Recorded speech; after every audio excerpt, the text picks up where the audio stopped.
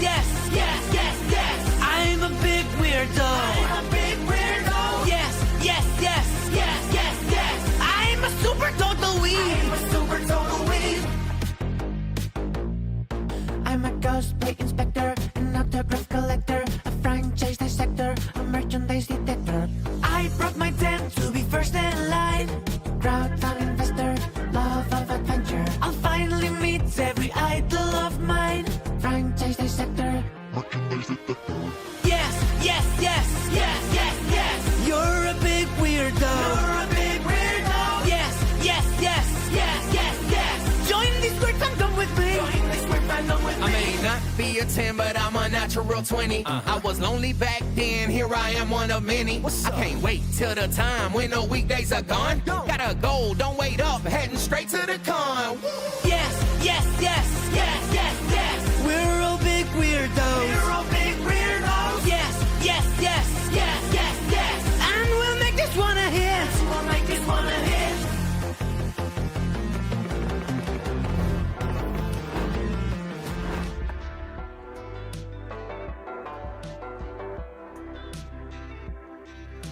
Testing, mic check.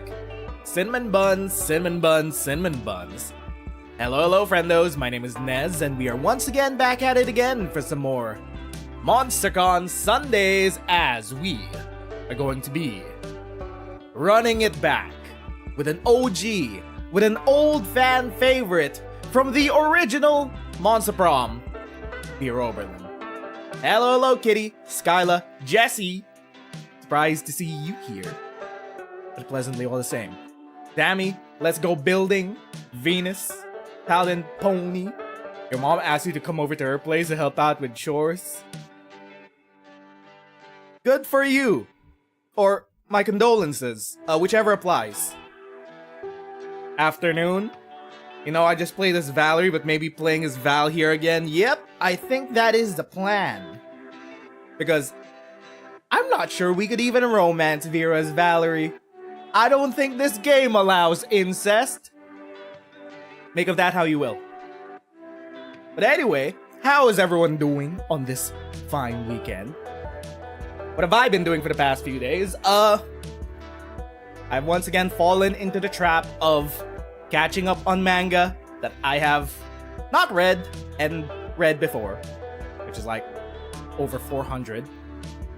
I've recently started and caught up to 400 chapters of Iruma-kun, which is about this best boy who got adopted by a demon grandpappy and is now trying to become a demon king. It's actually pretty good. It's pretty good, actually.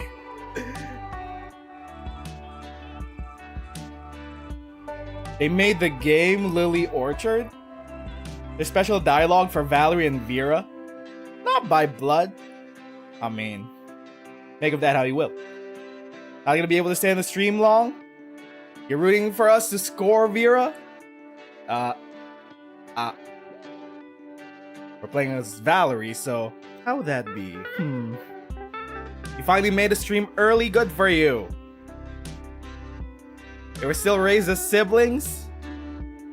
What's it with anime protags and demon kings? I don't know. At first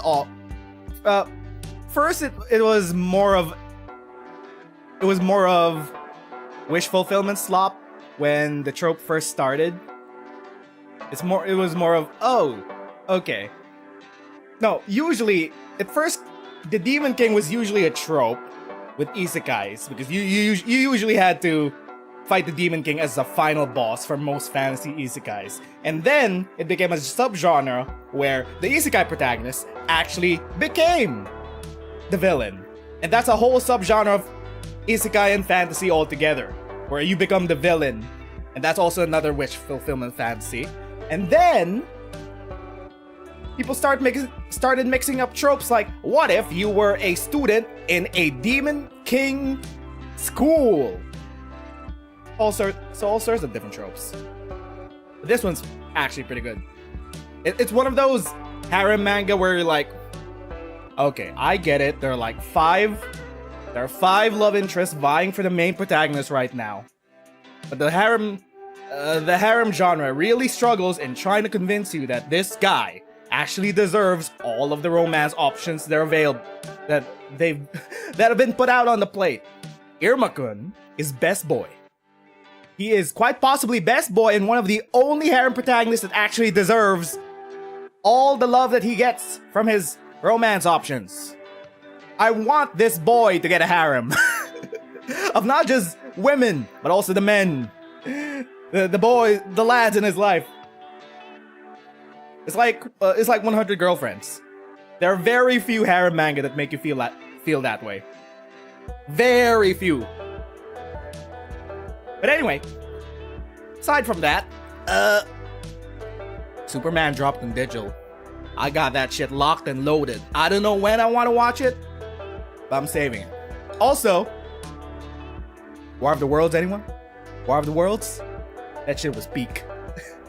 That shit was peak. Also, the new Panty and Stalking episode with the new gen angels? Divine has been earworming in my head for the past few days. For those that know, you know. If you've seen any clips of the most recent Panty and Stalking episode, if you know, you know. Divine has been ringing in my head for the past few days. The full song, it's been on repeat.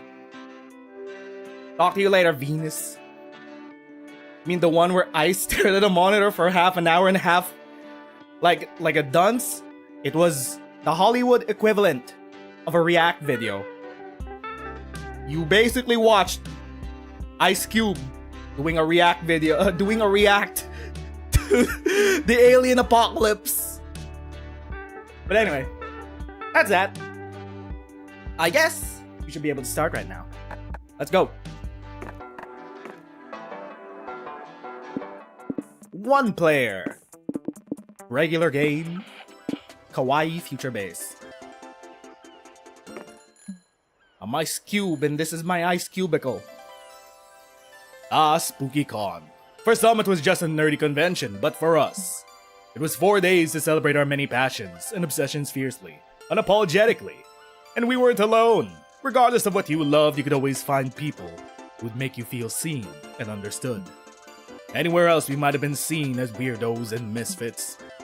But here we could finally feel like, no matter who we were, we belonged.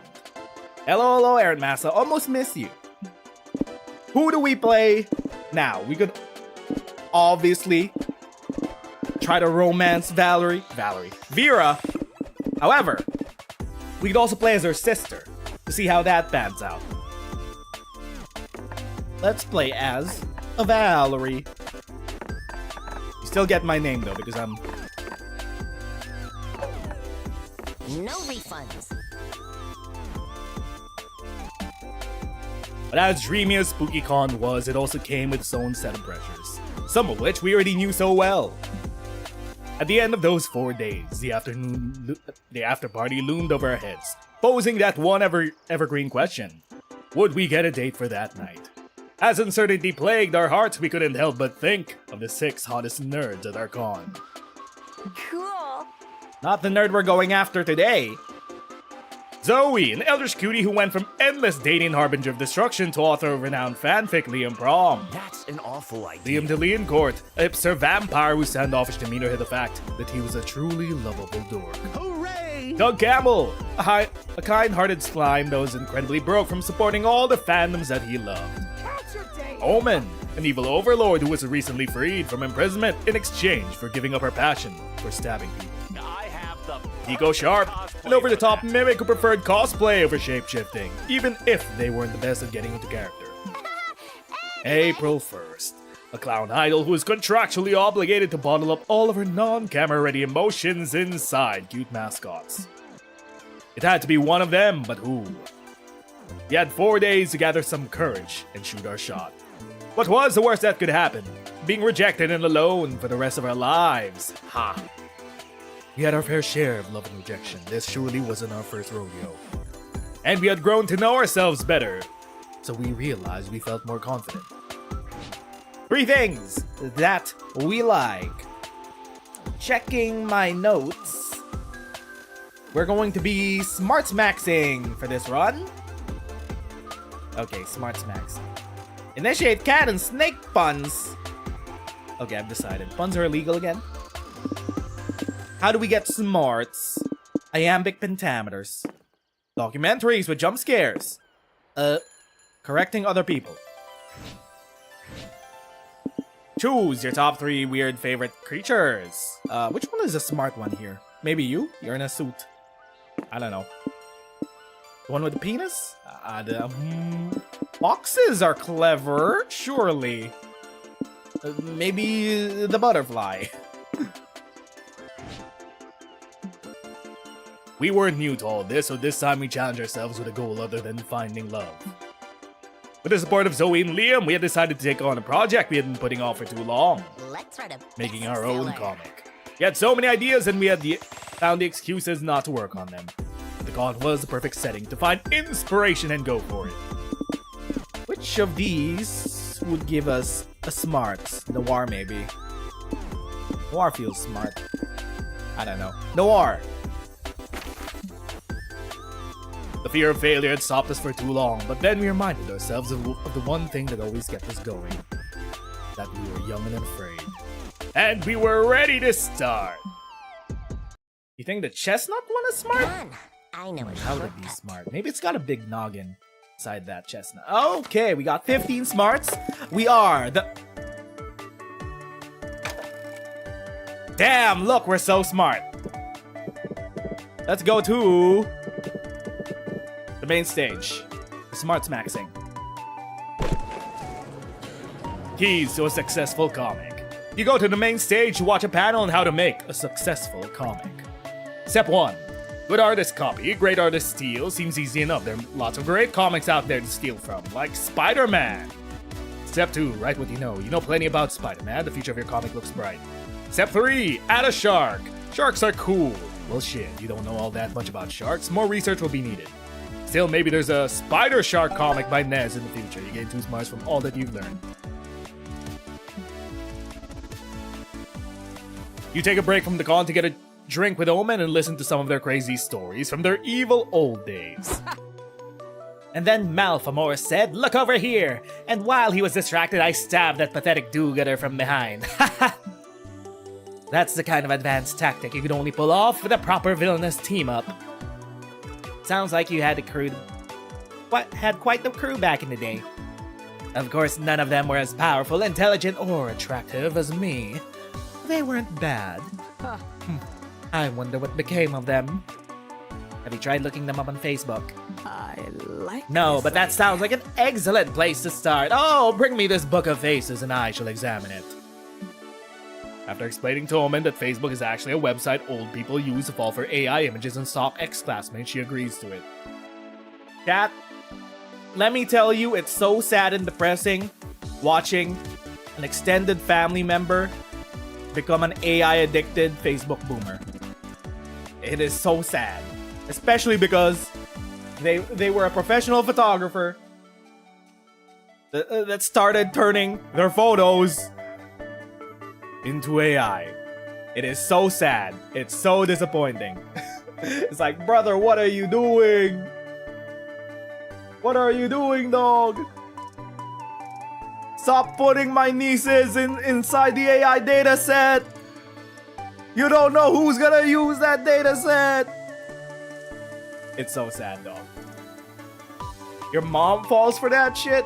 Yeah. We've reached a point.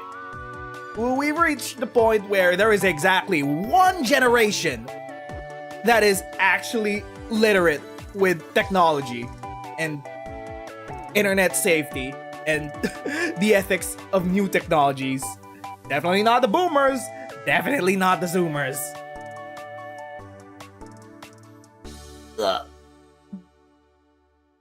Okay, what were the names of your old villain buddies?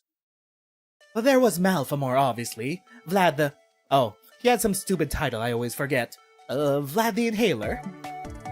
And the other guy, with a meat grinder? Andy. Something dumb like that. Honestly, who could even remember the names of everyone they've ever shared a secret lair with?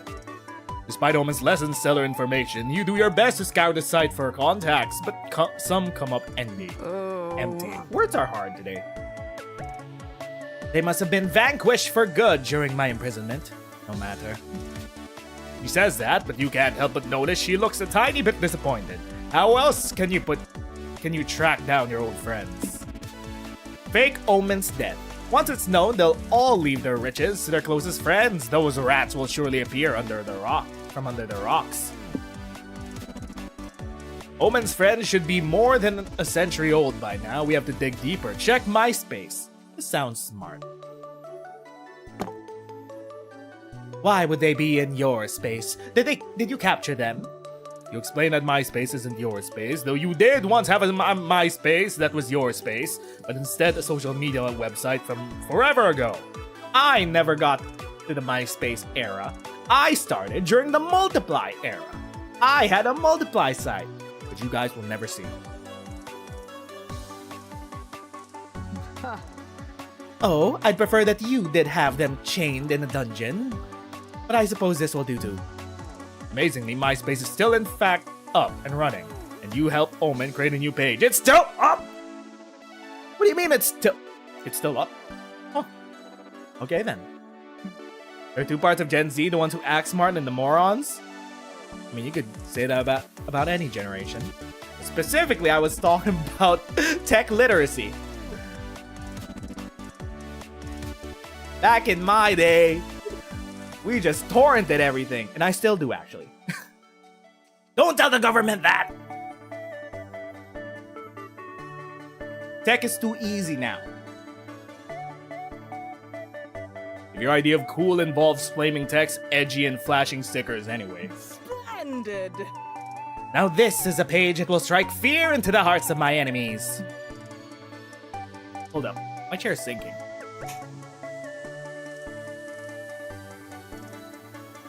It is time to locate the others. Look up Malfamore. Her page must be a monument to carnage. You open Malfamore's page. I love my cats. Less than 3, less than 3, less than 3. The header reads. The rest of the page is cat pics, cat updates, and cat blinkers. I think they like cats. I don't know, just a feeling. Cats? Malfamore always hated cats. What is this top 8 section I see?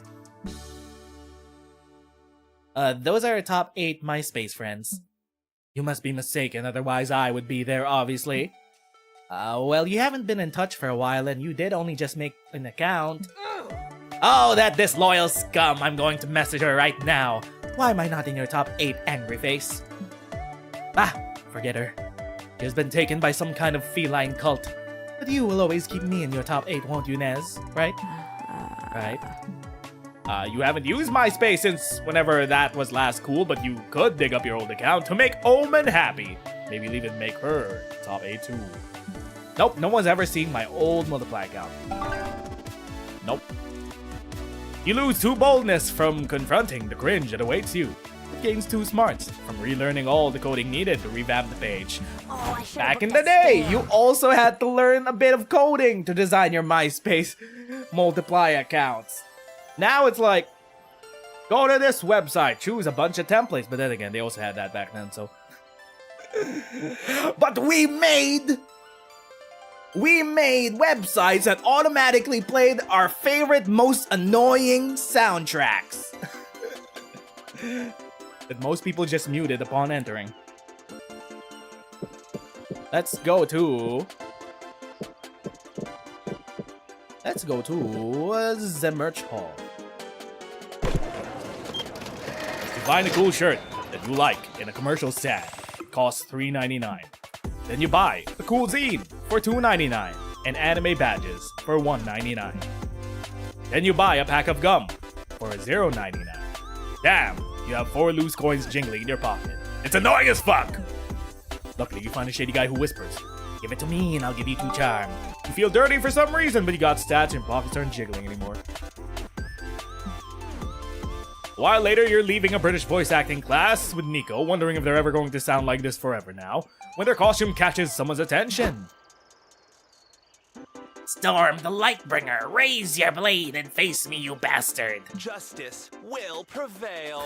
You cannot defeat me, Merith the Darkslayer. Nobody escapes the white-hot gaze of the light. Oh, this is a new event I haven't seen before. Nico and the other cosplayers spar with their foam swords, then shake hands and say goodbye. Ah, that was cool. It's interactions like that that make cosplay worth doing.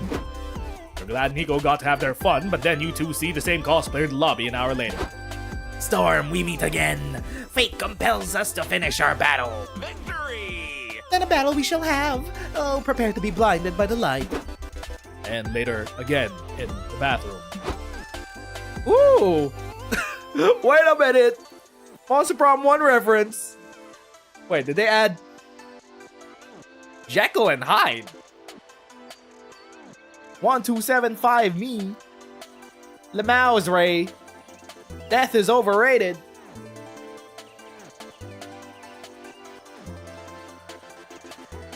Storm, you cannot hide from me in here. On guard. Okay. Just let me finish up here and we can talk outside. I'd never let my guard down around Lightbringer. Raise your sword or die pissing. Which sword? Wah! Ah! And holy shit, you see them again at the hotel. Are they following you or something?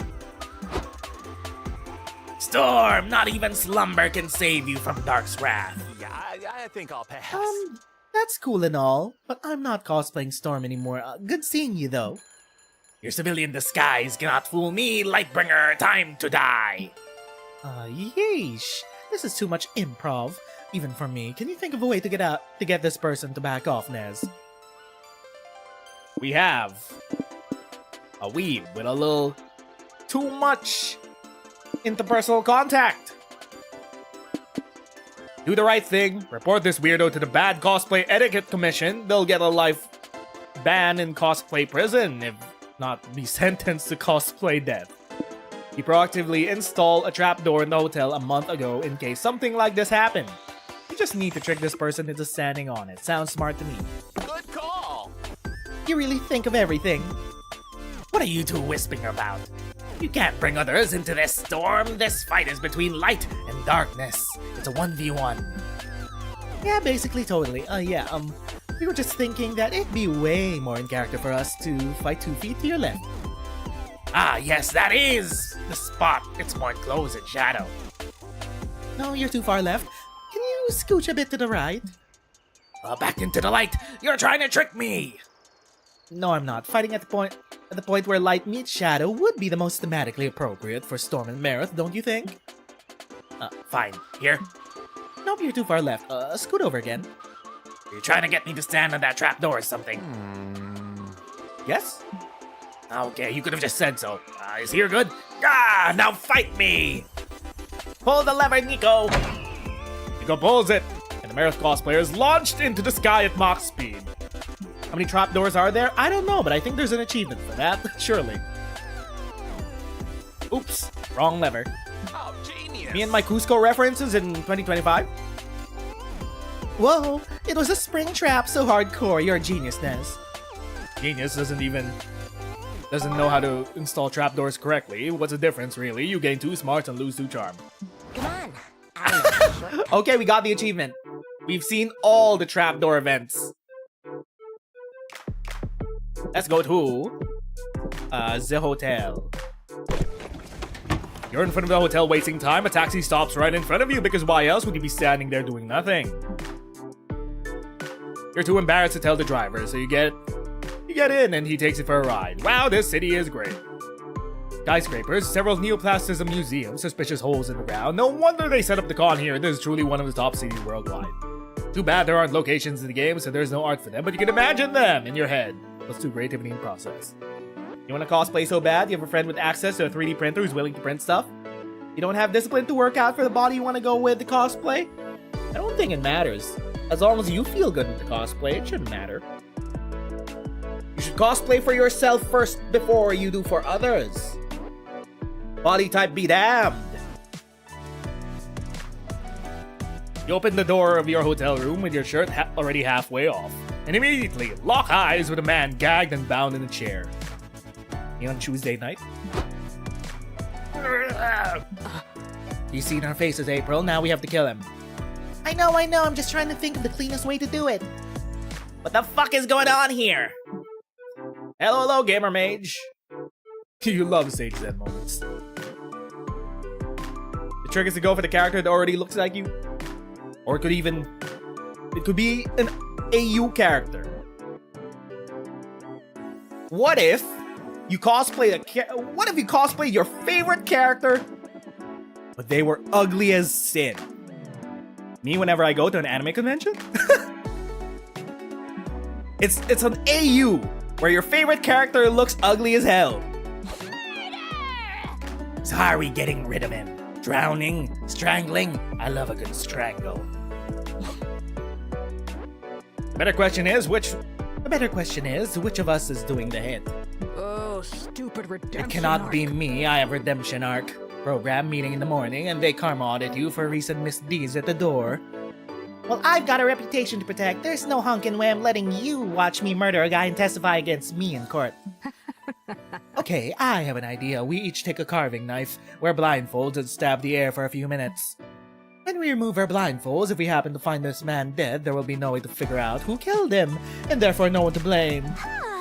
Well, I can't think of any better idea. Sure, let's do that. Sigh. You'd better step in before these two idiots wind up dead or in prison. If I want, we could do the Vera ending again as someone other than Valerie, and you will get different dialogue for when we first see her. I don't think we got the time for that, but I appreciate the suggestion. We're going with the apparently non-incestuous Valerie route. Appeal to the only context in which kidnapping someone is okay. Make the kidnapped guy believe this is his bachelor party. Cover the kidnapped guy in whiskey so no one believes him when he goes to the police. Proceed to celebrate by getting shit-faced with the rest of the whiskey.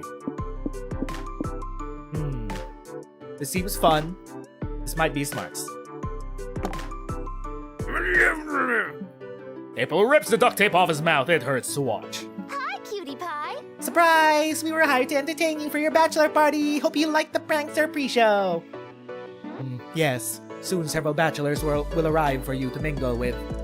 No, man, that's not what you do with these things. But then why the fuck do you call it a bachelor party? Whoa, a bachelor party?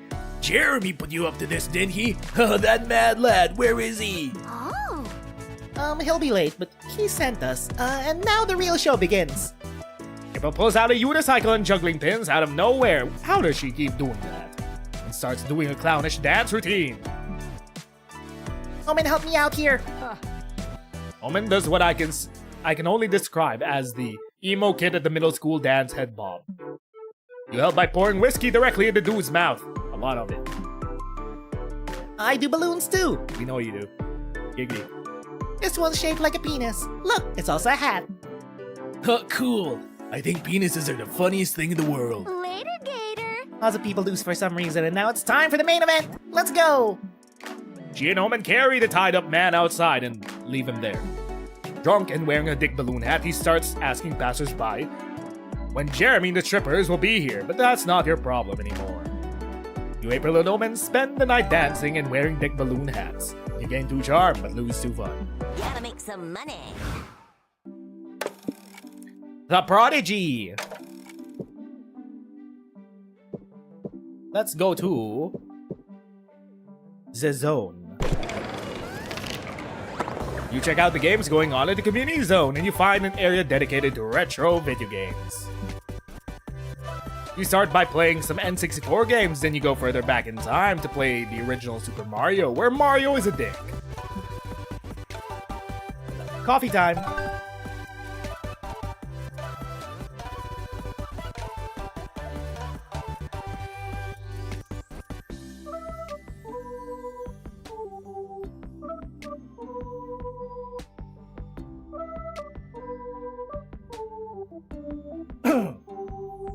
Gotta hydrate. Unless we want to hydrate. What do you usually do at cons? Spend a gratuitous amount of money at the front door. It's like, hey man, spend $100 for a 2-day pass for a con where you'll be spending way less than that, or way more than that. And then you'll have regrets. But it's mostly an excuse to hang out with your internet friends and be annoying in public.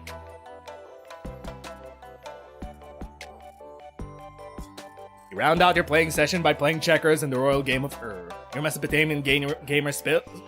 Words are really hard today. Your Mesopotamian gamer's skills grant you 2 fun. It started raining, so you decide to get back to your hotel. You find Zoe furiously scribbling in her notebook with a smile on her face. What are you writing? More Liam Prom? Nope. Goddess, no. I mean, I love writing Liam Prom, but it's taken so much out of my time lately. I miss writing short, silly stuff just for myself. So what's this short, silly stuff that you're writing right now? It's a classic feel-good fic for me, Naruto x Garfield. It's so comforting to write. I mean, they were made for each other. Of course. Anyway, I'm done now. Oh, guess it's back to Liam Prom again then. Got my pen and paper ready. Hey, I can write about other people too. Pick anybody. Somebody, and I'll write a fic about them. How about me? That could be a challenge. What? Why? Meh. So you're kind of plain as a character. Bit of a blank slate. Hey, no big deal. I just need a good conflict for you. It's the seed for most good stories. Come on, tell me your inner demons and I'll work my magic. I've got a ton of conflicts, nothing plain about my conflicts. Let's hear them. Crap, you didn't know you had to follow up on that sentence with another one. Come up with your personal conflict, quick. Is this guy telling the truth? I don't know, are you guys liars? Chat, are you liars? Would anyone ever lie on the internet? Me on a Tuesday night? My everyday conflict is deciding what to do with all these godly sexual skills I was blessed with. Me when I lie so vigorously. You see, years ago, I received a large fortune, and now I'm always followed by an immortal snail, and I will die if it ever touches me. Not the snail. Which one of these is smart? This is definitely not smart. Large fortune.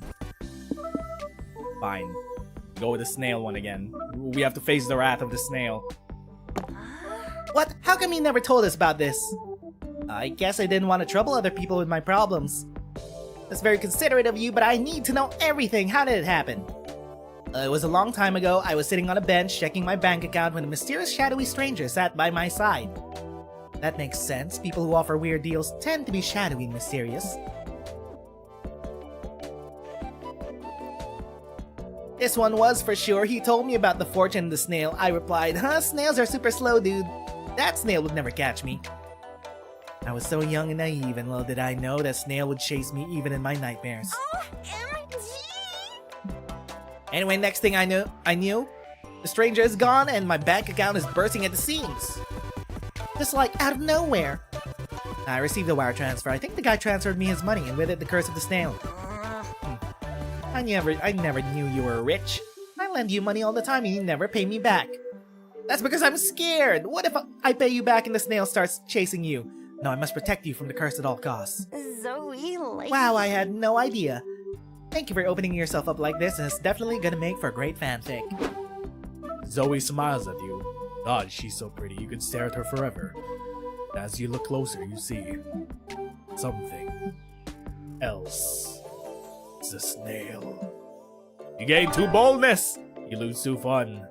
Need I explain why? It touches us, and we die. Okay, Some milk would be nice. let's call up Vera. It's not spicy. It is 0 spiciness. You invite your sister to join you at the con.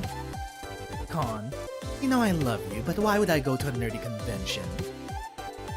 Because your cute little sister asked you? Who's the bigger sister? Again? Technically, if you were adopted, shouldn't you be the younger sister? Is that how that works? I'm not sure. Have you considered how expensive nerdy merch is, and that's a perfect cover to launder money? You really know me well, don't you? See you there. Vera, tell us, what is your plan? I'd love to spend time with my family, and you look like an awful lot like my sibling. But are you really my sibling? Or just a lame copycat? The best way to prove you're an Oberlin through and through is to display our signature cunning. Signature cunning? I'm totally smart. You and I lie? Let's spin a yarn. Ooh, yarn. Now it's time to take a break from your real life shenanigans and brainstorm some fictional shenanigans for your comic. Go for it. Why did you get banned from the zoo? You kept shooting a gun at random stuff for the lulz. You kept trying to fit stuff inside a zebra's mouth for scientific reasons. You tried to make No Pants Tuesdays a thing. I don't think animals wear pants. Oh wait, no, you were talking about people. You got robbed by dogs, so it was for your own safety. You kept trying to fit stuff inside a zebra's mouth. For reasons. Choose a detective book that would totally catch your attention. The Case of the Missing Vagina. The Kid Detectives and Babies, where do they come from? Death of a Twink. The Mystery of How Planes Fly. This seems more fun than smart. Fly. That's smart. My headcanon is that Vera was abandoned by... what's his face? The Gorgon lawyer. Time is money. That got introduced in this game. Edgeworth. I think Edgeworth might be Vera's biological father. Let's go to the main stage, but first, we're still the Prodigy. If you want to see how the Oberlin family is like, you could also check out our secret ending of that in other Monster Prom games. It's in the playlist. You grab a seat at the main stage where panelists talks about making interesting player characters. Apparently they should be color coordinated, have a distinct personality, and also a cool name like Kratos, Luigi for him, or Nez. You learn you'd make an awesome PC and that self-knowledge equals 2 smarts. Vera arrives and is keen to visit a meet and greet for her favorite newspaper cartoonist, Carl Onslow. He thought print was dead, but apparently not for her. Mr. Onslow, sir, it's an honor to meet you.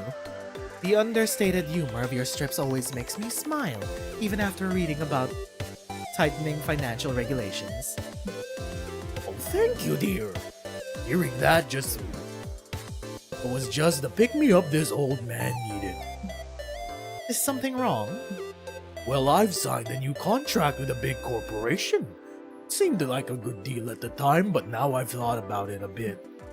Maybe $40 was a bit on the low end for the rights of my life's work. Sir, could I have a look at your contract? The cartoonist hands over the contract over. Despite its length, Vera makes quick work of it. I see. I happen to run a law office of irrelevant legality. Please let me represent you. I'll get you out of this. Okay. Now my headcanon is definitely on track now. It's like, I think she inherited one thing about her deadbeat biological dad. Oopsie. My headphones disconnected. You do that? Thank you, the young lady. That's very kind. You all go to find the corporate representatives the cartoonist deals with. And of course, they turn out to be... Yep. Hello, you're not worrying about your contract again, are you, Mr. Oslo? I thought you made your funny little pictures for the love of it, not the money. You're lucky we don't charge you for the privilege of getting to see them in print. Now that you say that, maybe you have a point. No, they don't. Listen, you two. I'm Mr. Onslow's new legal representative, and I'll be renegotiating this contract. No offense, but I don't think you can take negotiations with us. You'll be begging for mercy by sunrise, legally speaking. Just 3 bad bitches in a legal battle. You'll love to see it. I doubt it'll go that long. you'll be the one on your knees long before then. Also legally speaking. Giggity? Big talk for someone who has already made a crucial mistake. You can't renegotiate a valid contract, and believe me, when I tie something up, I make sure it's tight. Giggity? Why do I sense sexual tension? Don't you worry about that. My co-counsel Nez has already discovered that this contract is invalid, haven't you? I have? Far be it for you to contradict Vera. How do you invalidate this contract? Claim the contract was signed under duress. You threatened him to sign. Framing someone for a crime is okay if that someone is yourself. Argue the contract is null and void because Vera is actually the cartoonist's financial dominatrix, and a pre-existing contract establishes all his work belongs to her. Financial dominatrix? That's a good sentence. Okay. Well, chat, which is it? I'll let you guys choose this one. Poll time! Poll, poll, poll. Poll, poll, poll, poll. Poll. Let's go with framing or Tommy. Poll time. It doesn't really matter, but I've never seen this event, so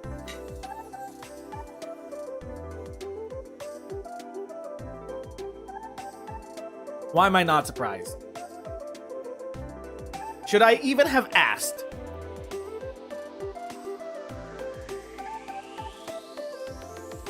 Yeah.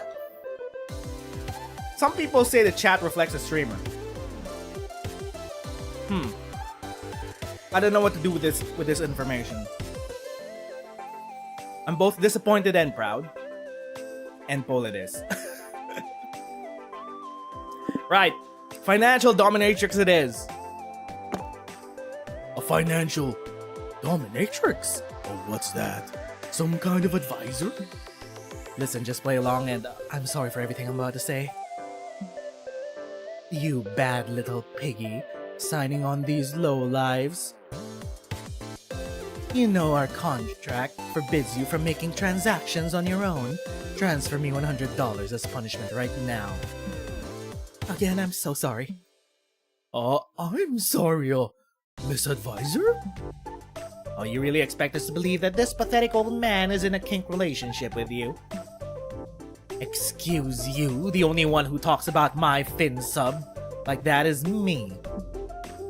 How about I take a look at this contract of yours and make sure everything checks out?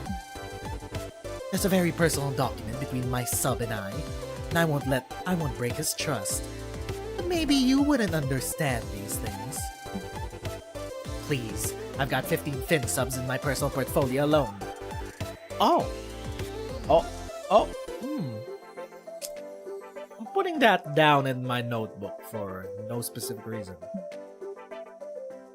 If you're wanting to compare assets, we could be here all a while. Mine are quite extensive. She certainly sounds like she knows what she's doing. If word gets out that we stepped on another Dom's toes, we'd never attract any talent again. Agreed. Let's cut this one loose. With these bloodsuckers dealt with, you return to the con. A new spring in the old cartoonist said. There, you'll be free to negotiate a new contract with more favorable terms now. Oh, don't worry about that. I didn't understand any of it, but it rather gave this old man a thrill. I suppose you'll negotiate my new contract for me too? I'd be honored to. Aw, it's sweet to see Vera championing this old man in his work that she loves so much. Not that you would say that to her face, you lose 2 boldness and gain 2 fun. Oh, I should have booked a stand. Financial subbing. I feel like a new dynamic has just been birthed into my head. Like the whole universe is available to me now. You're technically a sub to your accountant and your lawyer. Probably shouldn't bring it up with them unless you want an HR call. Let's go to the merch hall. At the stands, you find a fanzine vendor. You ask her what her zines are about. They're about you, she replies. Yang yang. You open one of her fanzines. It's full of badly cropped pictures of you. You feel like you should be disturbed, but you feel flattered. You buy a copy. Dang, some of these pics you haven't seen before. You're bowled over by your own two charm. Afterwards, you, Nico, and April head over to work your super kawaii shifts at the pop-up maid cafe. Hey, look, Omen just walked in. So, this is a maid cafe. I thought it would be cleaner. Welcome home, princess, or would you prefer to be called master? Gender is a prison from which I have escaped. I would like you to address me as your overlord. Gender neutral, they, them, overlord. Preach! Follow me, my overlord. I'll show you to your seat. Hooray, everything's going smoothly for once. Oh wait, no, looks like Omen's got a drunken bower. Nice job. You call that a Sugoi happy morning dance? I'm not happy at all. Do it better this time. Wow. Don the Don just had a recent episode like this. Yes, my overlord. From the top, girls. Here's your rice, my lord. Let's say the magic words together. Moi moi cute! Was that spell supposed to make this dry, unseasoned omelet appetizing? Because it did not work. Bring me a medium rare prime rib steak and a chalice of orc's blood to drink. We don't serve that here. What you serve is me right now. Bring me a steak or I shall order someone to bring your corpse home to your mother. Hey, I can't help but notice that Omen's being a bit much. They're being the fucking worst. I'd kill them if I thought I could get the blood stains out of this apron. Kawaii? Is there something we could do about them? I don't know how many more Sugoi happy morning twerks I have left in me. That'd be for the best. If Omen ever wants to redeem themselves. Besides, they totally deserve some payback. How can you end their reign of terror? Maids have been subservient for too long. Call the maids to arms, ignite the hearts of the proletariat and your comrades, and start the overlong Jew maid revolution. Maid problems call for maid solutions. Tell Omen that if they keep being a problem, they'll be having lunch. The cafe's Iron Maiden. Maid revolution! Viva la revolution! You three gather the rest of the maids in the kitchen. Comrades, we can't endure the horrible treatment from the masters and princesses any longer. Fight time! It's time to show these fuckers who's boss. Behead them all. Garnish the rice with their blood. Show no mercy. Now let's get out there and make the most moi moi cute revolution ever. All the maids are on board for a revolution. Lots of them have knives and rifles already tucked inside their garters. That's hot. This must have been a long time coming. What the? Why are the maids killing the patrons instead of bringing me my steak? I thought the entertainment came after the meal. Down with the masters! Give this one the guillotine! But we don't have a... Oh, never mind. Where'd we get a guillotine? Never doubt what a determined maid can fit in our purse, Nico. Stop this nonsense. Do not behead me. I'm very attached to my head. I thought we were friends. Friends don't make friends do the happy Sugoi dance over and over. That routine is very hard on the knees. Fine. I'll be nicer from now on. Now let me out of this guillotine. You sure about that? Are you really gonna be nice, or are you just saying that because we're threatening to kill you? It can be both. Just let me out. Victory! You, Zoe, Nico, and April, and the other maids cheer to celebrate executing a glorious revolution and several shitty patrons. I mislike interrupting the nice moment, but I'm still waiting on my food. Don't push it. You gain 2 charm for inciting a revolution, but lose 2 boldness for sparing Omen. They may be your friend, but let's be real, they totally deserve that beheading. Ready for some feline felonies. We are the 5D Chess Grandmaster. Let's go to the lobby. You're at the lobby when some random person mistakes you for a friend of a friend he apparently has met twice in his life. Hello, Liz. Welcome to the stream. You're far too shy to correct him, so you hang for a couple hours. It's when he's insisting to add you to a New Year's Eve party group chat that you finally gather the bravery needed to explain you are not who he believes you to be. Better late than never, I guess. Here's to boldness. He still adds you to the group chat. You're walking around the lobby with April, and Zoe, and Liam, when suddenly a dad approaches April, dragging his 12-year-old son behind them. Uh-oh. Mickey, this is April 1st. She's a great pop star. Don't you want an autograph? Dad, stop it already. I'm never gonna follow anyone but Toshiko. I'm too pretty for this. You're choosing that 2-bit AI Vocaloid bitch over me! I mean, don't be silly. It's just that Toshiko Mifune isn't what we call in the business an actual person. You shut up. Toshiko's better than a person. Leave me alone. What's she cosplaying as? Some have said Cat Everness. Some have said Ellie from The Last of Us.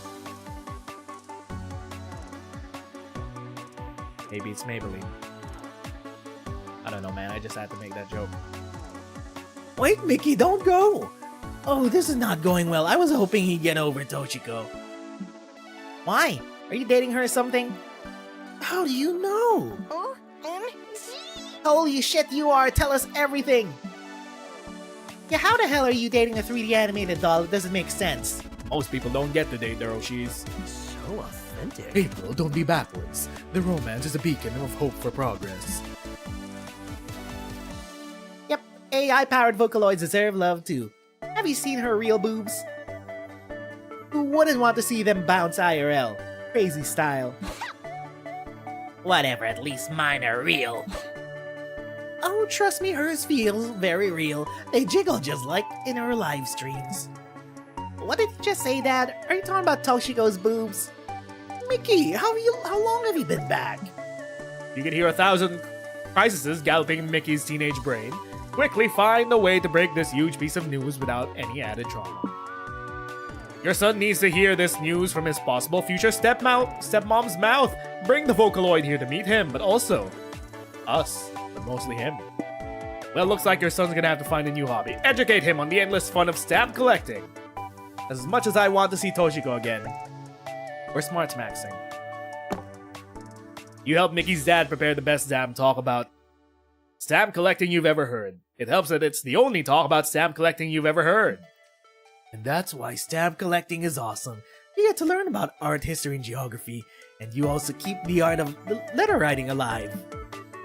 I don't know, Dad. It's nice, but it's still stamp collecting, you know. Wow, you really like being a Toshiko fan, don't you? Of course, she's the best. So you like Toshiko so much, that you still prefer her to stamp collecting if I was dating her? What? Answer my question, son. You like her that much? Yeah, I guess. Perfect, because that's exactly the case. What? Mickey-chan, I'm excited to finally meet you. Mickey looks at the Vocaloid. His mind is reeling, like he's strongly considering starting a stamp collection. What a beautiful scene. Imagine your idol's excited to finally meet you. It sounds like a dream come true. Imagine Yoshi's your stepmom. Yeah, the only price is that your dad is banging it. Imagine your Oshi is NTRing you for your dad. Make that how you will. Hell yeah!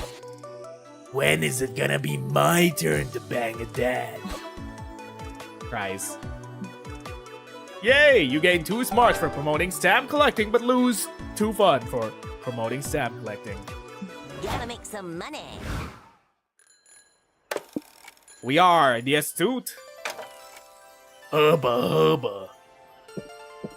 I love giving that balloon animal the chain smoker voice. Let's go to The zone. The community zone. You see an empty spot at the tabletop RPG game session, so you sit down without thinking twice. This game is really weird. The board is just a bunch of letters, and you all play at the same time by moving a planchette around. When it's done, you're not sure who won, but you got to talk to your late great-grandfather. I guess that's Was too fun, right? Gotta hydrate with some coffee.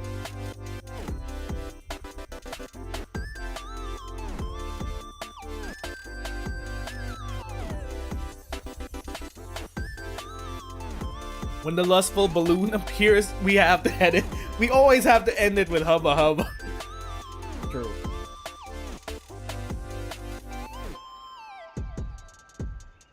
Now, Nez, I'm gonna let you in on a little secret. You know our squishy, adorable friend Doug? Well, he has, one tiny flaw. I have a confession to make. I can't make small talk to save my life. You're doing it right now. Oh, phew, now you know. That's a big weight off my chest. You've come to the right person, buddy. I can teach you. With my expertise, you'll master the talk that is small. And good news, there's a video game dev networking event happening right now. It's a veritable small talk training ground. Let's go! What? But how? I'm not a game dev. Oh, it doesn't matter. Profession is a fancy version of what we called an icebreaker in small talk studies. Nice. Oh, okay, I have so much to learn. You all meet at a conference room where the game dev meetup is happening. Why do you wear your cowboy cosplay for this? Cowboy stuff. Because this is a serious networking event and cowboys always mean business. Yeehaw! Oh, gotcha. Should I be dressed up as a cowboy too? I thought of that, but sadly I didn't pack any extra assless chaps. Is it still possible for me to make a good impression without them? I don't know, buddy. It'll be a struggle for sure. Ah, fudge. What do we do now? You better give Doug some actual good advice, or whatever passes for good advice by your standards. Hey! For decades, people have agreed that you should avoid talking about the weather, but by now the meta's probably changed and the weather is a top-tier conversation starter. Confidence is all about eye contact. When you talk to a stranger, become the confident test by touching one of your eyes with your finger. We go with the meta. Ooh, Good idea, Nez. smart. Nothing wrong with the classics. And look, Doug, there's a guy actually standing alone by the snack table. Oh, go get them, Tiger. I'll be right behind you. Going to town on the cheese board. Slime to meet you. Hello, sir. How are you today? Wonderful weather we're having. Hello. You're right. It is nice out today. So, which game company do you work for? The weather! Bring it back to the weather! Do you think it'll rain? Perhaps. I wore my raincoat just in case. Oh, that is a very nice raincoat. Tell me all about it in detail. The man spends 20 minutes relaying the experience of buying and wearing his raincoat. Doug is enraptured. You and Nico eat an entire charcuterie board. So yeah, I love this coat. I know. There's no rain predicted today, but those darn weather people are always getting stuff wrong. Oh, true. Like that one time they said it'd snow and it didn't. I was the only dope who brought my sled to the beach. Oh man, been there. It's so nice to talk to someone who shares my passion for weather and raincoats. Do you want to exchange emails or something? Heck yeah. Oh, absolutely. I'd love to have a weather talk pen pal. So would I. Or maybe we could get around to talking about game dev at some point too. Or not. Doug exchanges emails with his new friend. You and Nico high five! You gain 2 fun and lose 2 charm for rehashing weather talk as the ultimate small talk.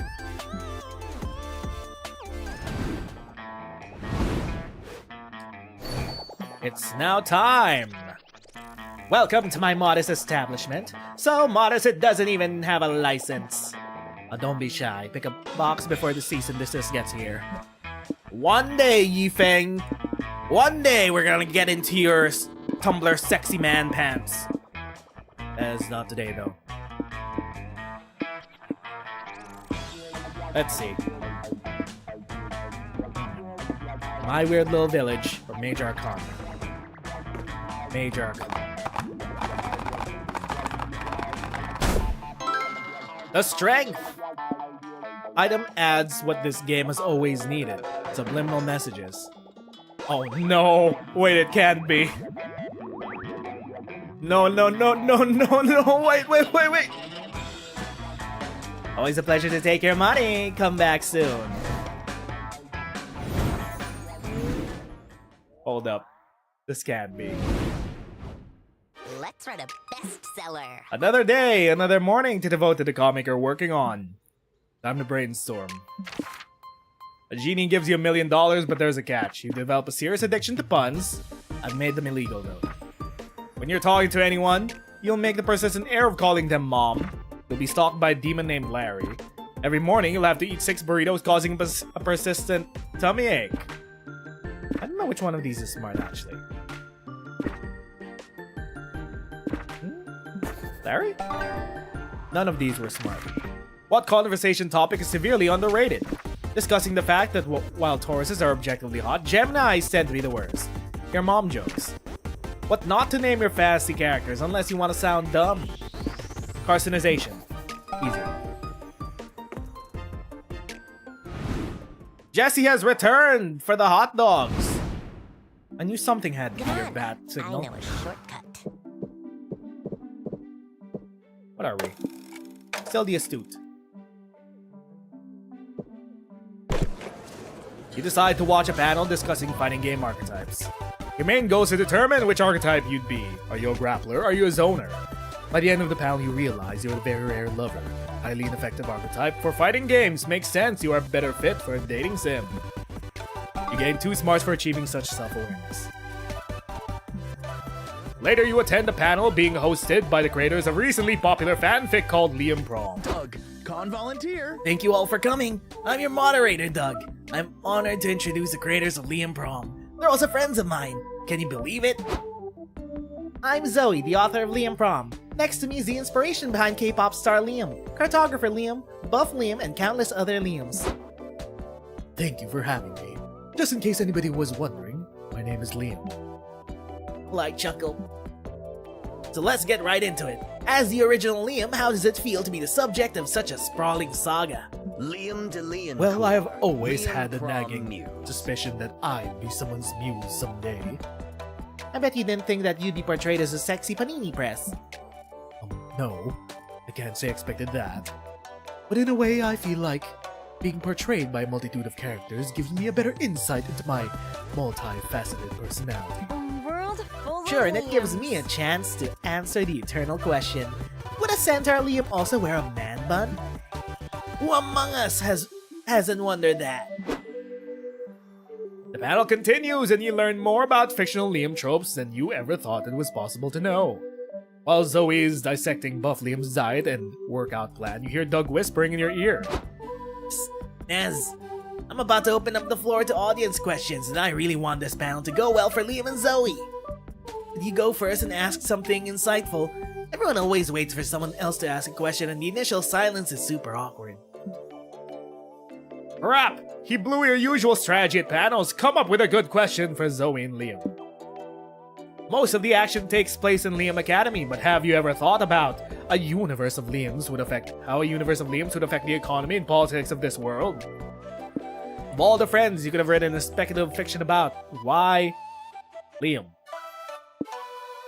I'm sorry, we have to take the nerdy option. Good question. Conceptualizing a universe full of Liams was a challenge in and of itself. I mean, most of society has a hard time dealing with just one Liam. If you ever put hundreds of Liams face to face, what would happen? Hey. How do Liams elect a governor when every Liam thinks he's the smartest person in the room, even when he isn't? Sometimes I am. Would being Liam allow all the Liams to put up with each other's Liams and live together in harmony? Or would they irritate each other to the point of mutually assured destruction? Hey! Personally, I believe that the Liam's commitment to democracy, fine art, and disdain for fashionable hairstyles unites them, even as their insufferability tries to tear them apart. Wow. Wow, Zoe, you really got your lore ducks in a row. Thanks, but remember, lore is only important if you can use it to write a gripping main plot. That's also one of my pet peeves. When people mistake lore for the actual story. Like, brother, there's a difference. Like, man, this lore is good. While they're experiencing the main story. Naked Liams! Which in my case is usually making the Liams fuck. The audience murmurs in aroused agreement. Yes, yeah, she makes a point. As for the economic system, they use the euro. Next question. You gain 2 smarts for learning so much about Liam Prom background info, but you lose 2 bones. Ready for some feline felonies. The smart. We are very smart.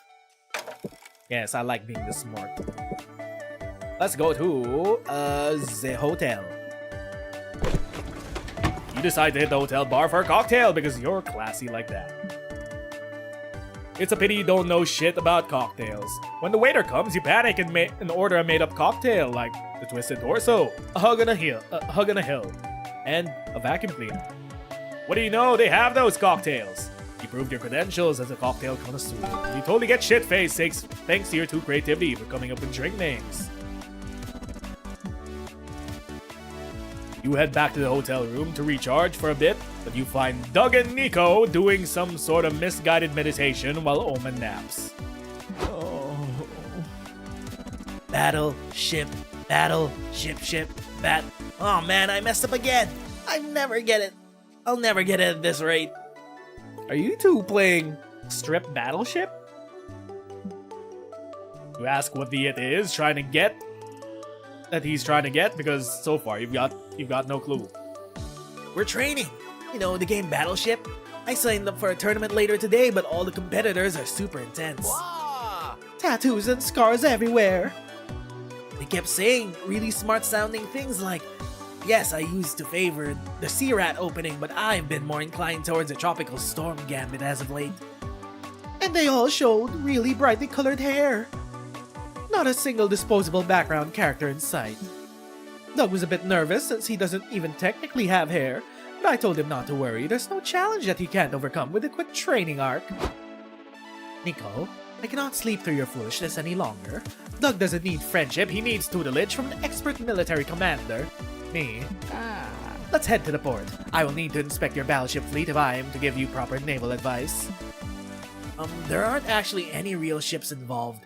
We're using these little game pieces, see?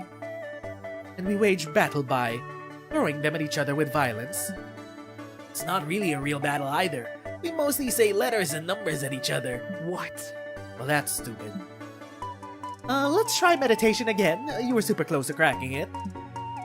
I don't know, I think I need to think of something more if I want to stand a chance. Nez, do you know any good battleship tactics? Well, Emotional warfare. Every time they hit one of your ships, tell the opponent the names of naval officers that they've killed. Peek at the opponent's grid. The game provides such weak protection from peeking that you can't understand when no one's exploited this already. We've already seen the first option. Let's see about cheating. Just cheat. Forehead.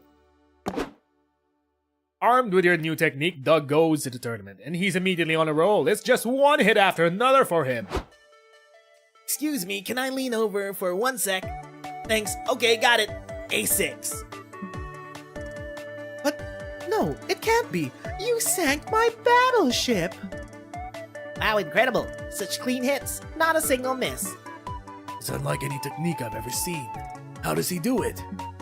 Wouldn't they like to know? Doug storms his way through the competition, taking out ships with an almost supernatural precision. He's just peeking. Another flawless win. You don't think he could be peeking at his opponent's boards, could he? No way. Is that thing even possible? Maybe in theory, but it's never been done. It has to be against the rules, right? Right, but is it? Doug makes it all the way to the grand finale. You cheer as he peeks, like his life depends on it. He lands hit after hit until finally, the reigning champion sinks to his knees. Please, no more. Good game, young champion. But please, answer just one question for this dying old man. it's the Waifu Wars veteran. Huh? Dying? Oh my god, should we call an ambulance or... How did you do it? How did you play such a flawless game? Oh, that's easy. I just speak with your ships every time. Of course. What an incredible idea. Elegant in simplicity. How did we never think of it before? Doug uses his winnings to take you and the others out for ice cream, and thanks for training him. You gain 2 fun for understanding Battleship's game design and how to properly exploit it, but you lose 2 charm. As for the future of Battleship, Doug speaking changed the meta forever. In time, a new legendary player arose and developed a counter. That's the story for another day. Let's go. Time is money. Azure Lane getting serious. My ship girls! What's up, Hermit? We are the meek! I thought we were smart maxing. Let's go to the merch hall. You're walking around the merch hall sipping a cup of coffee. Suddenly, a deluxe box set edition of One Kick Boy makes you spit out your coffee. Your spit take lands in a box set because you have great aim but very bad luck. The vendor gives you the box set at a discount because after all, it is not in mint condition anymore. Your brand new box set and your excellent spitting skills give you 2 charm. Somehow I feel like we haven't seen any subliminal messages whatsoever. You're perusing Artist Alley with Liam, Zoe, and Omen when you come up with an artist doing live commissions. Cool. Oh, cool. Will you draw me a picture of Susie the Balcorn eating an apple? It's a fandom in-joke. Nah. What? Why not? You want me to explain the in-joke so you don't feel left out or something? No, Susie the Balcorn is just too simple. I've been drawing easy art all day. Can't you give me a real challenge? Fine, you asked for it. Do you do hardcore, not safe for work? With a smirk, the artist draws a picture of Susie the Balcorn in such a strangely contorted sex position, you're not even sure if she's the top or the bottom. Holy fuck. Whoa, you're kind of a douche, but I'll admit, you really can draw. You want a real challenge, you pathetic pencil pusher? Fine. Draw me as an owl. No. Yes, they're the creatures of supreme beauty and poise. Surely no artist could capture their... The artist shoves the flawless drawing of an owl into Omen's hand. Damn, he's good. I've got something. Draw the moment the last vestiges of hope die in a man's eyes, leaving him a broken shell of a person. In less than 60 seconds, the artist draws a picture that makes your stomach lurch with secondhand despair. Fuck. Looks like it's down to you, Nez. Could you stop this master artist? Everyone says hands, fabric folds, and horses are the hardest things to draw. So commission a horse with hands for hooves winning a wet t-shirt contest. Commission 50 perfect replicas of $100 bill. Look, man, we're smart maxing. As much as I would love to see a horse resting boobily in a wet t-shirt. We're kind of low on cash. Are you dumb? That'd be ridiculously easy. What a tryhard. Then put your money where your mouth is, as they say, and draw the damn thing. The artist starts to draw your commission. Passers-by take notice. Is this guy drawing 100 bills? Yep, and he's taking commissions for more, 20 bucks a pop. What? That's basically an infinite money glitch. I'd say it's more of a crime, but potato. The word spreads, and soon there's a long line for these commissions. Good afternoon. We're following up on a tip about a counterfeit operation here. Yes, I call that in. Oh man, you call the cops. Okay. We were wondering if the game was broken. I don't know, man. I don't think subliminal messages were only the friends along the way. Obviously. Did you not teach me that reporting crimes is the right thing to do? Omen, for once in MonsterCon, we did not want you to do the right thing. Cops drag the artist counterfeiter to prison. Well, we wanted to one-up him, and in a way, I guess we did. See, Liam, I did a good thing. Wrong reasons. Shut up. I wish I could call the cops on you. even though it fell through. You still gain 2 boldness for your attempted infinite money crime, but you lose 2 creativity. Let's con some con-goers. Let's go to the lobby. The hot dogs decided to wait till it's the hot dog storm. Walking around the lobby, you see a flood of people coming in from the other areas. Crowd stampede. Trying not to panic, you remember what your yoga teacher taught you. When you get caught in the middle of a crowd stampede, remember to go with the flow. You do, and the flow consists of crowd trampling you. You gain 2 boldness for braving the stampede. Later, you're hanging around in the courtyard with your pals when you see a group of people smacking each other with foam weapons. It's the Soft Combat Club. Ooh, I fucking love this. Look, violence is happening. Can we join? I'm down to try it. You think they'd let me use a broadsword? I've always thought of myself as a broadsword guy. Got a dagger right there. You'll need the broadest sword they have to deflect me. I'm taking you down. Nico and Doug take up their foam weapons, enter the arena, and start fighting. Doug swings at Nico. Words are hard. Hydrate!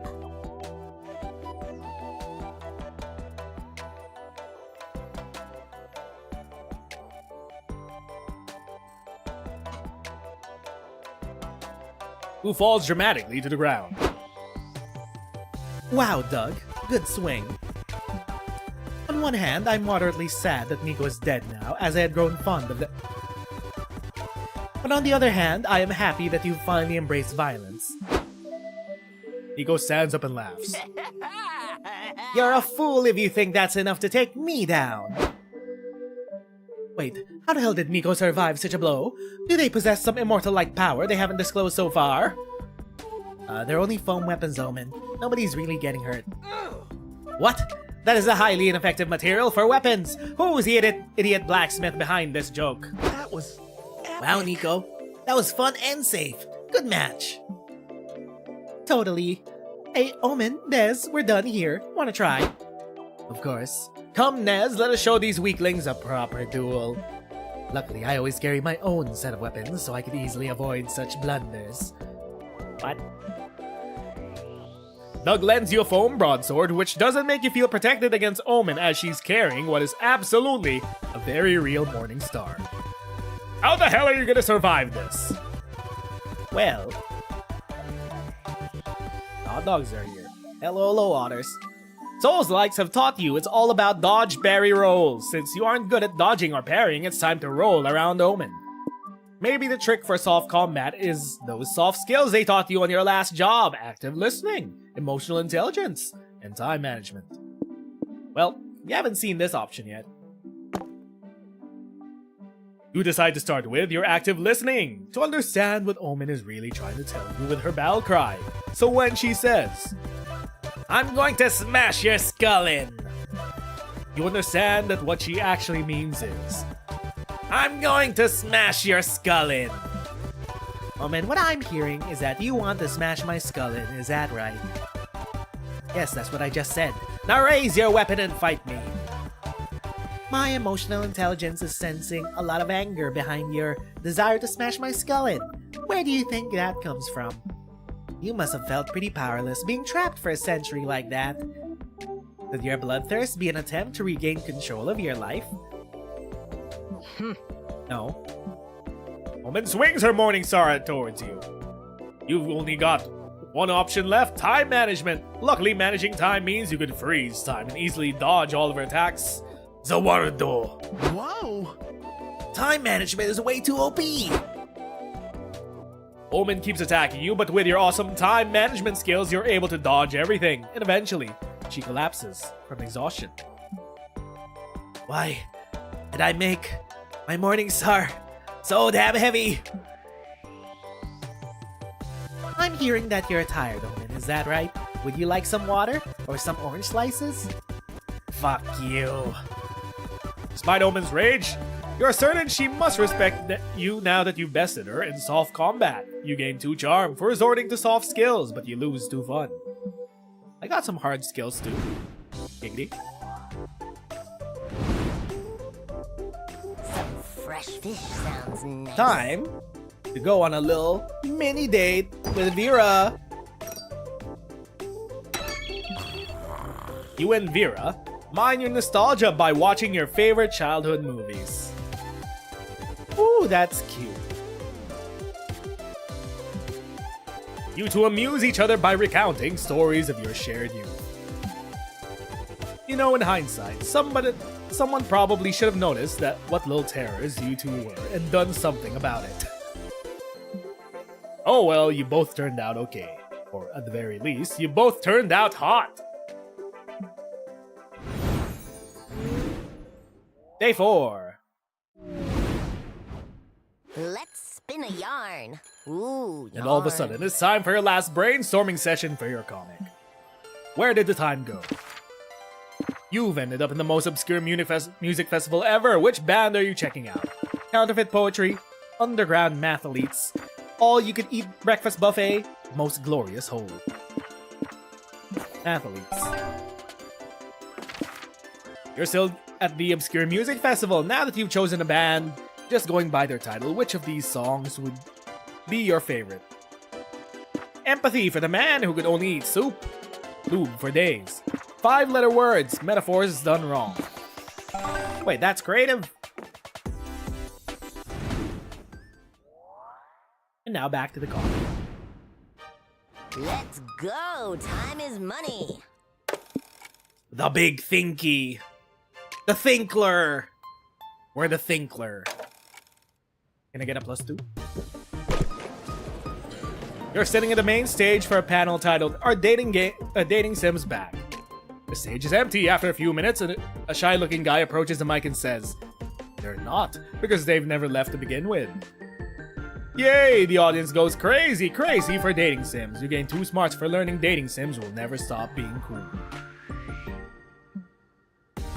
Then you put on your finest clothes and prepare your palate for the driest wines because Vera's taking you out for dinner. You go to her hotel room and knock on her door. I'm so sorry, ma'am. I'm still in my pajamas. Hey, yo! Have I said that I've missed Vera for no particular reason? Oh, it's just you. Never change, Vera. Bad news, we're going to be late to our reservation. For the life of me, I can't decide what to wear. No worries. Mind if I hang out here while you figure it out? Sure, knock yourself out. You can sit on the bed, but don't wrinkle anything. She shuts herself in the bathroom. Her bed is completely covered in designer clothes that probably cost more than your organs. So you play it safe and sit on the floor. Yeah or nay on this outfit? It's a yay for me. Are you sure? The longer I look at it, the more hideous it looks. But, nope, too late. I already hate it. She returns to the bathroom, and 15 fashionably late minutes later, she returns in a new outfit. We're gonna miss our reservation, Vera. What about this? Jesus Christ, I miss Vera. Humana. Oh, I think it's... Even uglier than the first one, I agree. You didn't think it was that serious, but just like that, she's back in the bathroom. Vera, we'll be late. Not this one, not that one. I wouldn't even be caught dead in. Oh, that reminds me. Nez, you've proven yourself useful enough in picking cute outfits. I need to decide some winter wear. Help me make a decision. She whips out her phone and shows you 2 truly stunning outfits. But your favorite is undoubtedly... We got 2 choices for the winter fit. I'm vibing with that Witch of the Woods look. It's a perfect mix of evil stepmother and step on me mommy. Or go for that hunting season vibe. It makes you look dapper, and I'm sure you'll find a good use for that shotgun. Okay, chat. Let's leave it up to you. Somehow I feel like I already know where this is gonna go.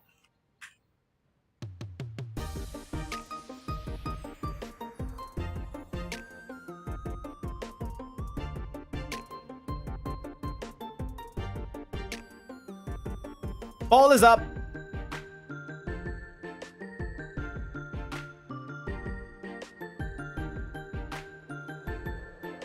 Do we go with the Witch of the Woods look, or do we go for the hunting season vibe?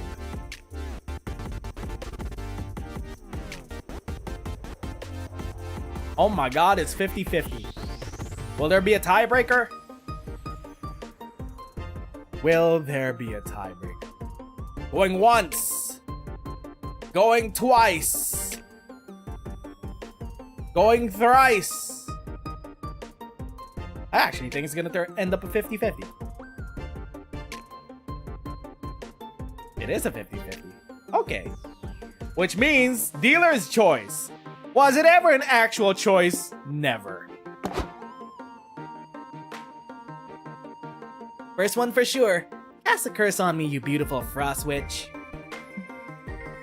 Oh, shut up, you dork. But yeah, no, I'm glad you like it. I had the cloak custom tailored for my vacation. Ooh, a vacation. Do tell me. I'm going on a well-deserved retreat to a ski lodge soon. You know, I don't usually take breaks, but god, do I need a fucking break. I'm running so many businesses these days, I can hardly remember which ones are legal and which ones are money laundering fronts. Wait, you're going to a ski lodge? Is that a tease that you're gonna be a romance option for Monster Prom retreat? Hold up, ski lodge? I'm running so many businesses these days, I can hardly remember which ones are legal and which ones are money laundering fronts. And god, those goons. The fucking goons. Goons are so hard to manage. Every minute it's, Boss, should we put this body in the fridge? Boss, when's my lunch break? Boss, one of the body's frozen fingers fell into my lunchbox. Yeah, that sounds stressful. Oh, it is, and hey, at least goons are too stupid to unionize. That would be a real headache. Still, I can't wait to be at the lodge. Just me, some mulled wine, and the quiet snowfall. I've been at war with the world for too long. It's high time VERA OBERLIN found some peace. Anyway, this conversation isn't going to get us to a restaurant any faster. I guess I'll wear this old thing. It's not that hideous. Let's leave before I change my mind. I love me a peekaboo bra. Dinner is delightful, but sometimes it's little moments like these that really take the spotlight. You gain 2 smarts and lose 2 boldness. Gotta make some money. Isn't Monster Retreat supposed to be about Vera and Miranda having a snowball fight? That is right. I forgot. That is the premise. It's Vera and Miranda. Well, at least one of the premises. Let's go to the hotel and outdoors. Not just because I'm trying to bait out some more pajama pictures out of our romance options. You're chilling at their hotel room with nothing to do. Looking around for cheap entertainment, you notice April's purse hanging from a chair. Will you dare violate the sanctity of an idol's purse? Of course you will! You grab the purse and open it and... Oh, no.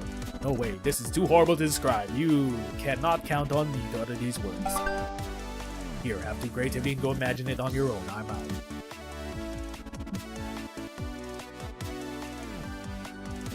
Later, after waiting in line for 46 minutes, but who's counting, you, Omen, April, and Liam have made it to the con security checkpoint.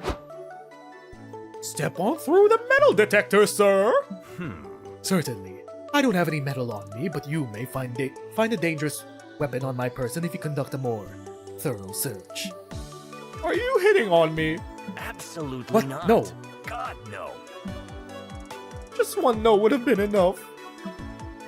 Okay, well, if you're done assaulting my partner's self-esteem, you can be on your way. Ugh. This is the definition of ineffectual security theater. You didn't even confiscate this. A book? Not just any book. It's The Abolition of Work, a dangerous incendiary essay that forces the reader to reevaluate everything they think they know about our rotten system. But what makes it a weapon? Are you going to throw it at someone's head? No, but I may throw it at someone's mind. I'm confused. Is your friend stupid or something? No. Yes. Maybe I didn't properly convey the thought-provoking ideas of this essay. Allow me to elaborate.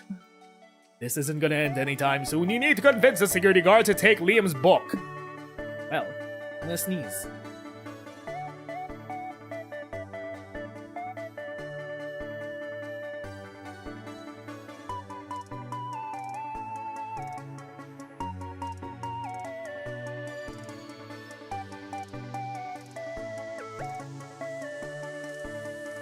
I'm back. What happened? Surely no hot dogs fell. Improvise a reading club with the guards so you can read and discuss underlying ideas of this essay, so that they can finally understand what Liam means. Haven't you seen any movies about crimes? They always carve holes into books to hide guns and drugs. Smart maxing. The buzzkill! I'm impressed. Great idea, Nez. Good thing I always have several copies of The Abolition of Work just in case. Of course he does. And so you and your friends and the security officers sit down and read the book together. So idea would be to reform the current system without the notion that work is a societal necessity? It really makes you think. Don't fall for it, partner! No work means no guns! This bastard wants to distract us with ideas until we don't even notice our guns are gone. They're gonna take away our guns! Sir, leave those books here. I have no interest in your guns, you fascist pig. But I'm glad you finally see the danger of... Hey! Ow! Oh man, did you just throw that book on my head? I knew all that nerdy stuff was just a front for the real danger of this book. Concussions! Security guards finally take the book and you finally get to enter the con. I'd say it was an okay book. I give it 3 out of 5 honks. That dude had to write a full essay to conclude that work sucks balls. Someone give him an award. Don't worry, they may have taken the essays away, but they will never take the ideas from us. Ideas are bulletproof. Fear not, Nez. I hid a copy of the book in my pocket so we can throw it at someone's head later. You four proceed to enjoy the con. You gain 2 smarts from the book club, but lose 2 fun. Also from the book club. Oh, I should have booked a stand. Hot dogs! Let's go to... Wait! What? Why is chat rallying against me? I did not approve of this proletariat revolution. Okay, maybe the hot dogs are making it hard. Let's go to... the community zone. You attend a workshop at the community zone. A renowned hairstylist is teaching the top 5 anime hairstyles to hide your bald spot. What's up, dog? You thought the Sailor Moon fringe would look good on you, but the Yu-Gi-Oh! Star shape really takes a cake. It needs a metric ton of hair gel, but it really brings out your features. Man, you can't wait to be bald. You gain 2 fun and plus 1 amazing hairstyle. Zoe's set to compete in the finals of the Pokemon's video game tournament. You, Nico, and Doug go to watch her win. Hey Zoe, good luck out there today. Thanks. I think I'll do pretty well. I went with a STEM workers with an interest in the fine arts build. Oh, that's great. I'm really excited to cheer you on. I spent all day researching Pokemon so I could be an exposition character. That explains the rules while you win the tournament. Aw, you're the best. But despite Zoe's good party comp and your support, her first round is pretty rough. What's going on? Why is Zoe struggling so much? Okay. What did I do to activate these storms? Exposition time! It looks like her opponent's running a frat bro comp. Their Pokemons know the party night move. Party night starts a part. What is going on? What did I trigger? It starts a party that lasts for 5 turns. All of Zoe's nerdier Pokemons are at a disadvantage for being out of their comfort zone. Oh, jeez. What? That's terrible! When did the Pokemons become a horror game? All of Zoe's Pokemons go down, from the woman with 4 dogs, oh my god, and a PhD in quantum mechanics, to the biomedical engineer who's super into anime. Shit, I got creamed. And not in the fun way. I'm gonna need a better strategy for round 2. Any ideas, fam? I don't know. I'm still recovering from the idea of being trapped in a party night for 5 turns. Don't look at me, I only learned enough about this game to dump exposition about it. I have no idea how to play. Nez, what do you think I should do? No pressures, but you're kind of my only hope. Remove all of Zoe's Pokemon specs. According to every rom-com, the moment a nerd takes their glasses off, they become substantially more appealing. When in doubt, cheat. Glitch Zoe's game so she could add the game-breaking Pokemon Missing Norman to her party. Unequipping their specs? That's nuts! I mean, I guess I have nothing to lose. Except the match! You could lose the match! Cool. True, but now I'm curious what my Pokemons look like without their glasses, so I'm doing it! Zoe unequips her Pokemon specs, and the second round of battle begins. Hey, says the enemy Pokemon, I didn't notice you before, but you're actually like super hot. Zoe's Pokemon doesn't respond, it's too busy squinting and bumping into furniture. The enemy Pokemon interprets this dismissal as sexy aloofness. Oh, it feels insecure. Look, I'm strong, says the Pokemon, before punching a wall and breaking its wrist. It hurt itself in its own confusion! Dang, I wish I wore glasses so I could take them off and become cooler. Doug, you are already cool. You could always punch a wall, that'll always look cool too. I don't know, it seemed painful. Look, the Pokemon fainted from the injury. All of the enemy Pokemon hurt themselves by jumping off balconies and smashing beers with their foreheads in misguided attempts to impress Zoe's Pokemon. Zoe wins. Man, parties are scary. Just don't jump off any balconies and you'll be fine. Got it. I was actually taking notes on this. We'd better protect this one. You gain 2 charm for making Zoe's Pokemons inexplicably hotter, but lose 2 smarts. Ready for some My feline smarts! felonies. No. We're gonna ignore that. Let's go to the merch hall. Find an portrait artist at the artist alley. Apparently, he can accurately portray your soul. You've always wondered what your soul looks like. Buff, small and cute. Hey, maybe it's ginger hair. No, it's just you with a weird blue glow around you. But hey, that glow sure adds 2 charm to your looks. Sometime later, you, Doug, and Nico are checking out the indie game section of the showcase hall. Whoa, so cool. And I can play the demo on your website? That's awesome! Thanks so much! I'll say this, dear viewer. In a world rife with greed and misery, it warmed this old detective's heart to see these indie games getting off the ground. I know, just look at all these awesome titles! Blind Drive, Spookware, Disc Room, Once Upon a Jester, Mozzolina. Seriously, these are all incredible indie games. Go check them out. It's just a shame that games like these don't usually get the recognition they deserve. Chat, drop your favorite obscure indie game that you think other people should try in the chat. You guys should check out Dead Take. It has Ben Starr and Starion in it.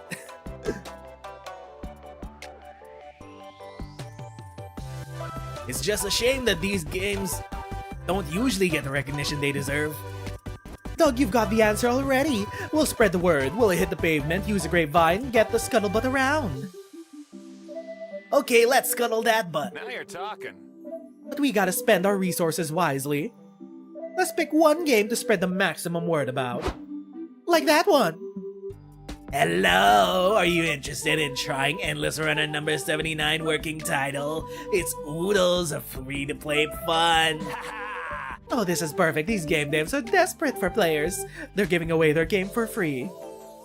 Excuse me, our company's not desperate. Our demo is number 1 on the mindless clicker section of the App Store. We make our money through copious invasive microtransactions. You know you want 'em. That's so sad. Don't worry, we'll get the word out about you guys and you'll be able to upgrade to macro transactions soon. For some reason, it looks like this game is the one your friends are interested in promoting, so that's that. How will you get Endless Runner number 79 more recognition? Telling everyone sounds like a lot of work. Just tell one friend about the game 100 times. It's quantitatively the same thing. Tell everyone the app is actually spyware. Spies are cool. Everyone loves spies.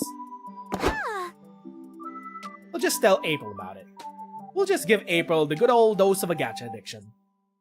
Ah, finally, I get to be a regular girl eating a regular burrito without anyone bugging me. April, you have to play this game. I knew I'd fucking jinx myself. April, try this game. We're trying to get the word out. By screaming at me at the food court. Yes? Is it working? Play the game. Do it now. Please, please, please, please, please. I gotta go to the bathroom. She's not getting away that easy. You three follow her into the women's restroom. Knock, knock, April. It's me, Nico. I know you're in this stall. Hello, ma'am. Please stop screaming. We're not perverts. We're just trying to get my friend to try this game. Actually, maybe you'd like to try it too. April, will you at least watch some of the gameplay footage? I'll hold my phone under the door. No, thank you. I'll try the mother thonking game if that's important to you. Mother honking. Also, Nico! Doug! Hello, X-Mask. We are currently sexually harassing April. April downloads Endless Runner number 79. She's greeted with cheap AI art, 4 unskippable ads, and a request for her credit card information and birth certificate. I've got a thing, so... Wowza, this seems super fun. Thanks for the recommendation. She leaves, deleting the app on her way out. That was epic. We did it! We're the best game recommenders ever! Debatable, but at least Nico and Doug feel accomplished. You gain 2 charm. Lose 2 boldness. Need we explain why? Time. Last day. Who will be our con love? No one. She's our sister. Check out our comic. Finally, the art gang gathers round to put the pieces of your great masterpiece together. Time to see the fruits of your labor. The Flame of Truth is a pulp noir adventure that follows private investigator Mossman. This jaded detective used to be part of the police force, but he lost his badge after testing if it would fit inside the zebra's mouth. His peace will be broken when a mysterious femme fatale comes to him with a new case, the mystery of how planes fly. But playing detective isn't easy when you have battle with your inner demons. In Moss's case, it takes the form of an actual demon named Larry. As if it wasn't enough, as the mysteries unravel, Moss will realize this case might be tied to a much bigger plan to accelerate the process of carcinization. Can this moth find the flame of truth, or will he be consumed by the fire? All my leads turned out to be dead ends. So there I was, searching in the last place left, the bottom of a bottle. You always find your way back here, don't you? What can I serve you, Moss? I think I have a thirst for gossip. Have you heard of anything juicy lately? Huh, sure. See that fellow over there? That unicorn isn't all magic and rainbows. I've heard he's gotten his horn in some dirty place. He's in an underground ring of illegal mathlon bets. Really? Then he might know something about the mystery of how planes fly. Let's see where that horn points me to. Not so fast, Mossy boy. The boss isn't happy with you turning over so many rocks. You know what happens to moths who get too close to the light. They get burned. Yikes. Thwack! The rain tends my wounds, but it doesn't put out this fire that burns so bright inside me. The flame of truth. The beatdown made me see things clearly. Truth is a white rabbit that runs fast. And I, rather bad at constructing metaphors, I realize now. And now, it is time to take our sister out on a date. You didn't ask any of your friends to go to the party with you because none of them are as cool as your sister Vera. You're inviting me to the after party? I mean, I'll go, but I thought you'd want to take a date.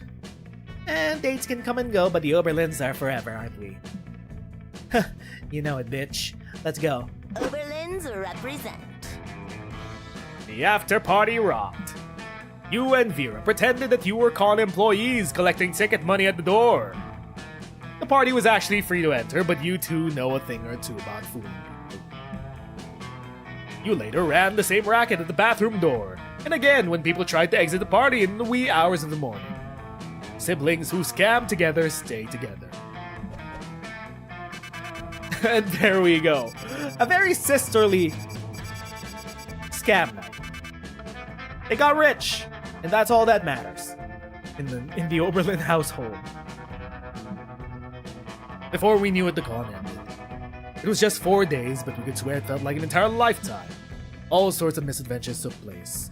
Entire hot dogs bloomed, and ourselves changed as people. The idea of going back to our day-to-day hot dogs made us feel a bit disoriented. Promises were made of not growing apart, of meeting again with those buns soon.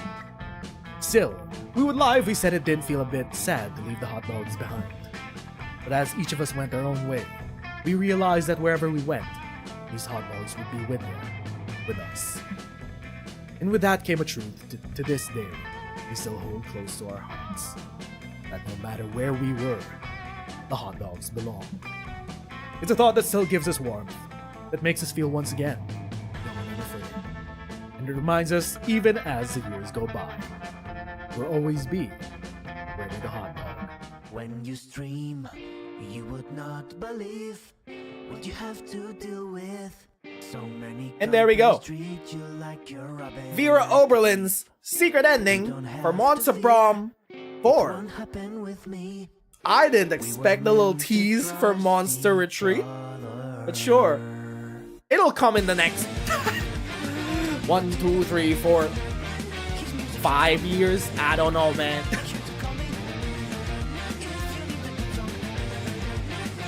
Surely it'll come soon. Sometime soon. Who are we gonna do next weekend?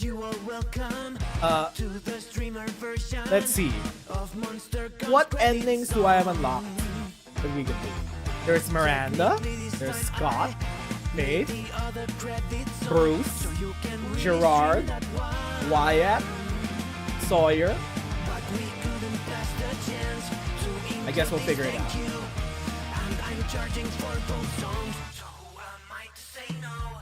We'll do a good boy run. The only girl I don't have Mamimi unlocked yet. We need to complete 6 guest dates before we unlock Mamimi. Miranda, one of the original waifus. You can do Miranda. You can do Scott.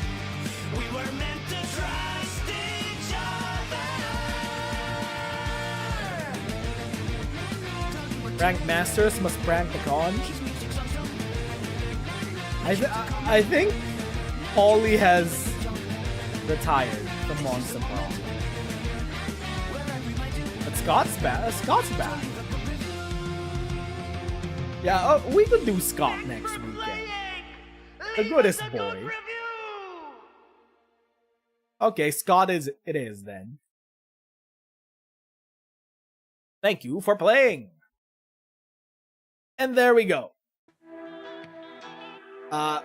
This week on Wednesday, we will be, I think, we'll just be doing some CC number 3 for Arknights. Next weekend on Saturday, probably gonna do a watch along for Ambient Synesthesia 2025, and then on Sunday, when we're back at it again for some more Monster Prom, we'll be doing Scott's date. Scott's secret ending. Until then, thank you to everyone who stopped by, chilled out in chat, use us as second monitor content, and watch us read and react through Vera's secret ending. Once again, my name is Nez, and thanks for watching. I'ma see you friendos next time. Bye-bye.